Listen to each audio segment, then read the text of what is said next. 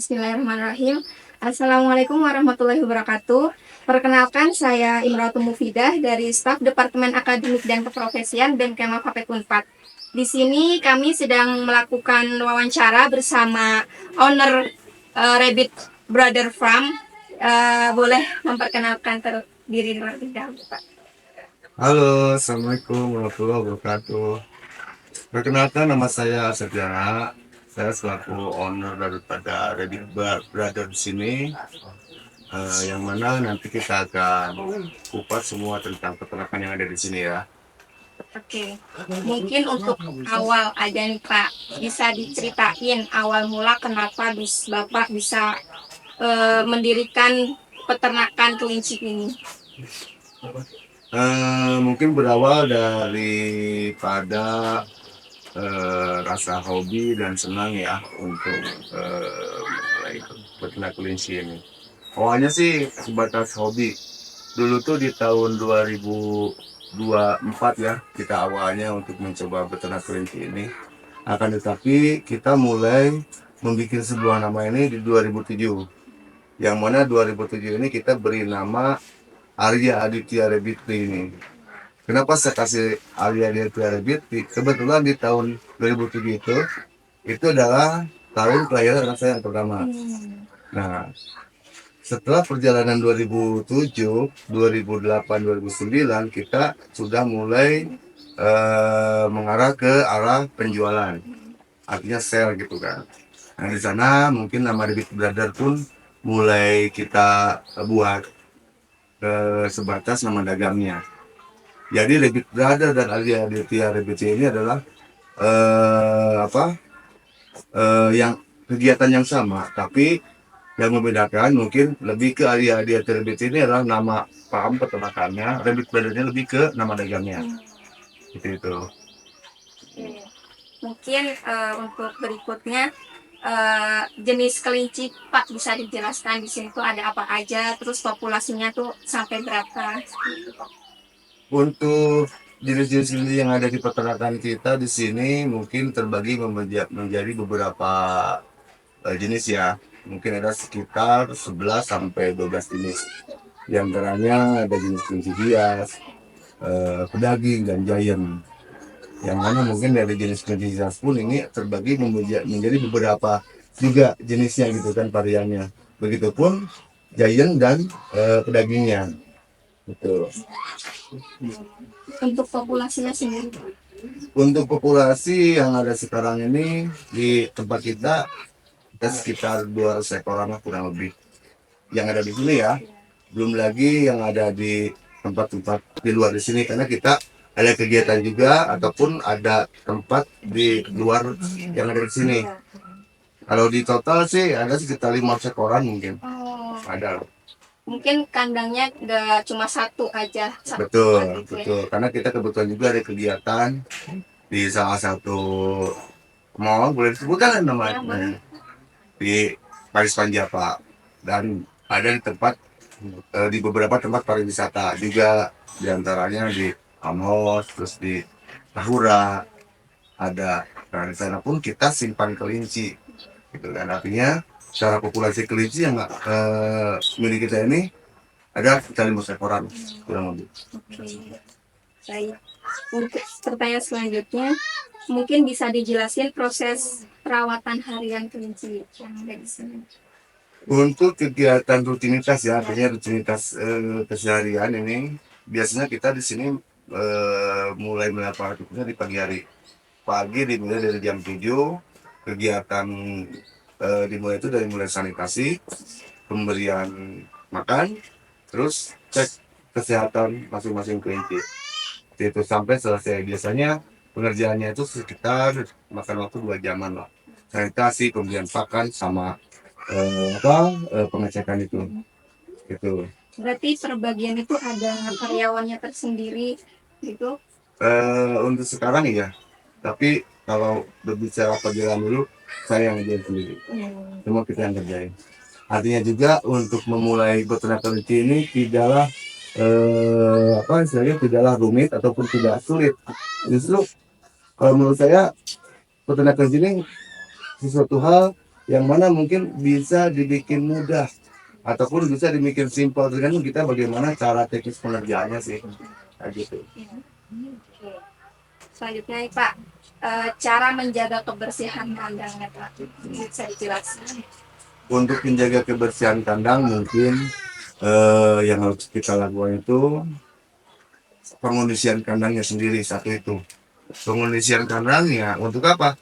Untuk bagaimana caranya supaya si kotorannya ataupun si urinnya itu tidak dalam kondisi mudah untuk menempel ke si bulu ataupun ke bagian tubuh si kelincinya. Artinya di sana kita harus membuat kandangnya itu sedemikian rupa bentuknya, ya dibikin satu nyaman. Kedua, ya untuk meminimalisir si kotorannya jangan sampai langsung bersentuhan dengan si tubuhnya. Gitu. Kalau untuk ukuran kandang Pak, ada standarnya gitu nggak Pak? Ukuran kandang mungkin ada standarnya ya. Ukuran kandang untuk breeding. Ukuran kandang untuk breeding ini biasanya umumnya sih di ukur tergantung di kunjung. Untuk medium size ukurannya biasanya 60, 80, tinggi 50. Itu kan untuk ukuran dua ini itu bisa ke 50, 70, 50. Jadi lebih disesuaikan lah. Artinya juga yang terpenting kita pikirkan itu karena namanya hewan ternak, artinya dia ini suatu saat bakal ada masa melahirkan. Dapat masa melahirkan ini kan otomatis harus kita siapkan entah itu nestbox untuk kelinci kan. Nah, jangan sampai kita masukin nestbox ruangannya menjadi sempit. Terus juga dengan dimasukin nestbox ruang gerak si induknya menjadi kurang nyaman. Artinya lebih disesuaikan untuk sana sih. Biar apa? Biar kelangsungan daripada apa perkembangan beranaknya ataupun si induknya pun akan dan lama gitu. Mungkin kembali ke kebersihan kandang Pak. Untuk fesesnya dan kotoran lainnya itu akan diakomodasikan kemana pengolahannya? Nah, ini untuk kelinci ini sebenarnya pemanfaatannya banyak ya. Selain daripada si kelincinya termasuk produknya feses ataupun urinnya nih. Ini bisa kita manfaatkan dan bisa dijadikan cuan juga nih. Di antaranya mungkin untuk di sini untuk PSS-nya sendiri kita tampung. Kita tampung, kita kumpulkan di suatu titik tertentu, yang mana nanti itu biasanya sih akan banyak yang membutuhkan semacam petani, apa terus juga yang ini bunga gitu kan. Nah mereka olah sendiri untuk dijadikan pupuk gitu dan hasilnya memang bagus untuk hasil dari seperti ini. Termasuk urinnya. Urinnya biasanya juga akan dijadikan bahan untuk pertanian, juga untuk nyiram bunga-bunga kayak gitulah. Untuk teknisnya saya juga kurang paham cara pengolahannya seperti apa, karena saya hanya menyediakan daripada pemanfaatan feses dan urinnya. Artinya bisa dimanfaatkan lah, nggak ada yang terbuang. Jadi ada nilai jualnya gitu. Ada nilai jual. Selanjutnya Pak, mungkin jenis pakan yang diberikan Pak. Untuk pakan kelinci di sini kita biasa memberi pakannya itu pelet sama hijauan. Akan tetapi saya lebih ke menyarankan ke siapapun yang akan mulai mencoba beternak kelinci ini lebih ke pemanfaatan sumber-sumber makanan yang ada di wilayah gitu kan. Artinya juga pemberian makanan kelinci itu tidak harus selamanya kita beli, satu itu. Yang kedua, tidak selamanya juga kita harus dikasih misalkan pelet ataupun rumput ataupun daun sayuran. Artinya juga kita bisa pemanfaatan ke semua. Umpama gini, kita berada di salah satu tempat yang mana di sana ada pabrik semacam pengolahan tahu ya. Kita bisa pemanfaatan daripada ampas tahunya untuk diberikan pakan kelincinya seperti itu.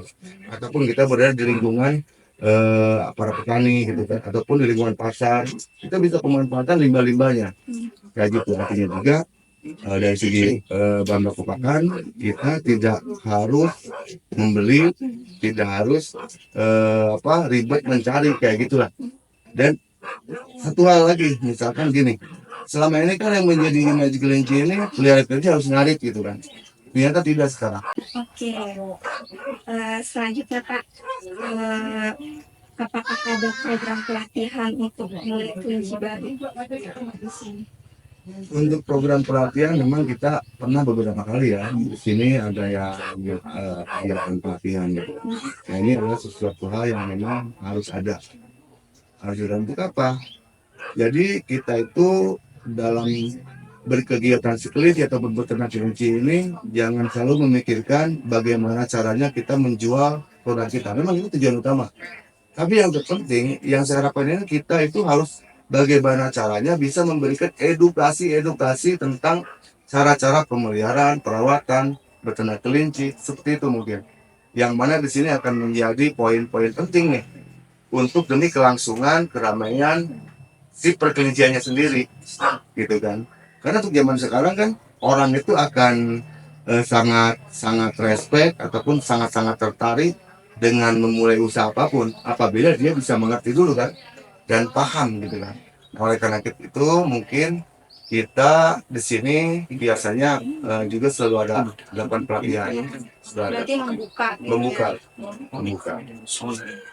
Apa ada kriteria atau siapa aja yang bisa masuk gitu Pak ke sini? Enggak, kita tidak membatasi ataupun kita Tidak ada persyaratan. tidak ada persyaratan. Intinya ada kemauan aja. Ada kemauan itu yang terpenting. Selanjutnya Pak, bagaimana kesehatan atau mungkin manajemen kesehatan atau vaksinasi yang diberikan untuk kelinci-kelinci di sini Pak? Untuk menjadi si kelinci ini sehat, gitu kan. Artinya saya lebih ke berprinsip begini. Bagaimana caranya kelinci kita di sini itu bisa bahagia? Gitu. Bahagia ini kan ada pengertiannya. Kita aja bahagia dalam kondisi apa? Sehat. Ya, artinya si kelinci ini harus bahagia itu dengan apa? Sehat. Supaya sehat bagaimana nih? Itu kan pertanyaannya. Artinya juga kita harus memikirkan itu semua. Bagaimana satu dari mulai cara pengondisian kandang, kedua kebersihan kandang harus dijaga, yang ketiga pemberian pakan yang tepat yang bisa mengisi segala kebutuhan nutrisinya. Dengan adanya itu semua, maka saya yakin kelinci kita akan menjadi sehat. Gitu. Nyaman. Nyaman yang terpenting. Terus apakah farm ini menyediakan layanan adopsi kelinci? Untuk layanan adopsi kelinci mungkin untuk saat ini kita memang itu salah satu target ya, target dalam program kita. Akan tetapi mungkin untuk mengarah ke sana tetap kita di sini juga perlu prepare, jangan sampai segala sesuatu hal yang kita lakukan ini ibaratkannya gini lah, tong kosong bunyi nyaringnya ya. Satu itu, yang kedua kita diseimbangi dengan pondasi-pondasi yang kuat. Kita selalu membuka open order, open adoption gitu kan kayak gitu. Tapi kita tidak disiapkan dengan produk kita. Artinya secara manajemen kita harus pikirkan ke semua dari segi kesiapan. Di mana tuh rumah produksi? Ya, karena buat kita di sini saya memikirkan begini. Kita apalagi zaman sekarang ya, salah satu banyak sarana-sarana supportingnya, ya semacam medsos dan lain sebagainya untuk memasarkan sebuah produk. Akan tetapi dengan adanya itu semua, justru yang harus kita siapkan apa? Produk kita nih, yang terpenting itu. Karena dengan siapnya produk kita yang akan susah kita promosikan, itu nanti kita akan mudah. Daripada kebalikan, kita cari pasar, kita promosi, produk nggak ada. Suatu saat ada permintaan, kita nasihat dengan produk, apa yang terjadi? Nah di sini kita perlu juga menyeimbangkan gitu kan antara mana kelinci kita yang harus diseleksi untuk jangka yang masa untuk yang akan datangnya, entah itu untuk pergantian indukan, penambahan indukan, gitu kan. Artinya juga setiap anakan yang dikeluarkan dari salah satu indukan ini tidak harus semua dikeluarkan. Kita harus terus untuk daripada pemulihan pembibitan. Itu tujuannya sama.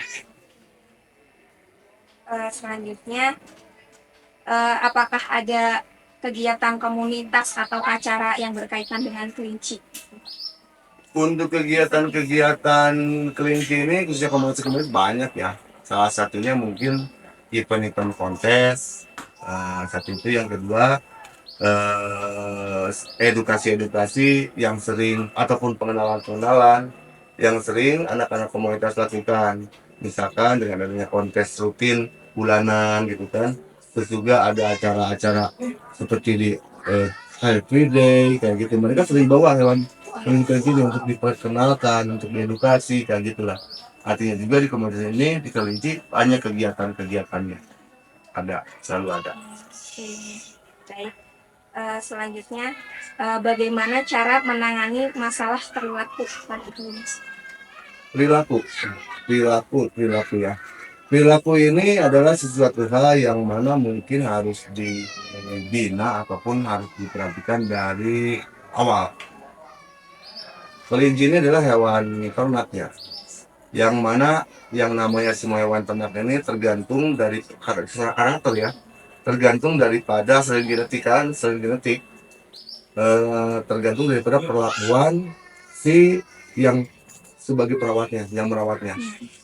Nah, oleh karena itu mungkin langkah awal yang harus kita siapkan ini sebelum kita mulai mencoba untuk memelihara suatu hal sifatnya kelinci, kita harus siap dulu. Kita harus komitmen dulu nih dalam diri kita. Siap untuk memelihara, siap untuk merawat, siap untuk memberi makan. Nah, gitu kan. Terus juga yang terpenting kita harus ada didasari dengan hati. Ya, kalau kita melakukan hal tanpa didasari dengan hati, apa yang akan terjadi? Kalau kita melakukannya dengan hati, otomatis secara karakter ataupun perlakuan perilaku ini akan terbentuk dari sendirinya. Ya kayak gitulah kalau menurut saya ya. Karena memang itu semua sudah dilakukan. Jangan sampai kita sudah memakan waktu, makan biaya menjadi terbuang percuma. Sayang waktu lah. Berarti harus ada komitmen awal. Harus ada komitmen. Harus ada komitmen. Harus siap. Gitu. Selanjutnya, sistem pemasaran Pak yang dilakukan di sini itu seperti apa? Sistem pemasaran kita lebih ke pemanfaatan media-media sosial ya. Dan juga mungkin lebih ke menjalin kerjasama dengan tempat-tempat tertentu, misalkan tempat pariwisata dan mall. Yang mana mungkin untuk kondisi sekarang ini, kalau kita tidak mencoba berkolaborasi, menjalin kerjasama, kita akan tertinggal. Artinya dari segi pemasaran pun kita mungkin harus mencoba untuk menawarkan produk-produk kita. Entah itu ke siapa, entah itu kemana gitu kan. Nah itu hal yang penting menurut saya. Terus juga yang sangat mudah buat kita semua kondisi saat ini yaitu tadi manfaatkan media sosial yang ada sekarang. Karena kan udah semacam Instagram, TikTok, Facebook gitu kan. Di sana kan ada aplikasi-aplikasi untuk dilakukan transaksi ya, yang mana akan menjadi sarana pembantu untuk kita bisa mudah memasarkan produk kita. Nah ini salah satu digital nih. Oh ya, Ya, gitu. zaman sekarang apalagi. Zaman sekarang apalagi. Oke. Terus kalau ke tempat-tempat pariwisata, kebun mall, karena kita punya produk bahan, kita kan bisa bikin semacam proposal ya, ataupun semacamnya, ajukan, tawarkan. Kalau kegiatan kita bisa dibikin menarik, bisa dibikin unik, tidak betul kemungkinan mereka akan menerima. Dan itu terbukti loh. Saya yang pernah lakukan, pernah jalan sampai sekarang sedang berjalan. Ya, artinya juga dari ini semua tetap kita harus berani mencoba, berani melangkah, berani memulai. Itu. Oke. Selanjutnya Pak, strategi pemasaran kan sempat dengar ini sampai ngekspor gitu ya Pak. Itu bagaimana bisa sampai mengekspor itu Pak? Apakah ada taktik strategi? Kalau untuk sasaran target pasar memang tujuan kita umum ya, mungkin kita ingin memasarkan produk PT itu ke satu nilai yang lebih tinggi, kedua ke sesuatu hal yang lebih jauh gitu kan, yang beda lah dari yang lain. Ataupun saya sendiri dulu ya memikirkan kok ini perusahaan itu pengusaha-pengusaha yang sukses, pengusaha-pengusaha besar kok bisa gitu kan. Baik. Selanjutnya mungkin pandangan Bapak terhadap industri peternakan kelinci saat ini dan untuk masa yang ke depan gitu Pak. Mungkin peluangnya tuh Pak. Untuk dunia pekerjaan saat ini sebenarnya kita butuh penyeimbang. Artinya penyeimbang dari segi kebutuhan dan kesiapan, gitu kan. Nah, sebenarnya juga kita selaku para pegiat dan peternak kelinci ini kita butuh kolaborasi ataupun kemitraan dengan pemerintahan untuk bagaimana caranya pemerintah bisa membantu kita selaku peternak ini mendatangkan pembibitan gitu kan untuk kita kembangkan di sini agar apa?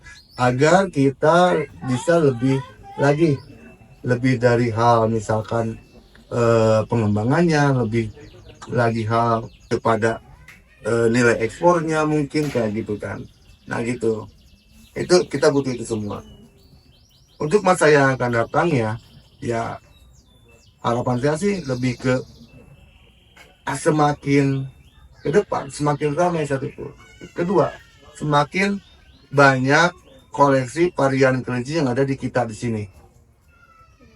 Nah, dengan bisa ada itu semua, tadi itu kita harus upgrade satu, kedua mungkin harus bisa pemuliaan gitu kan.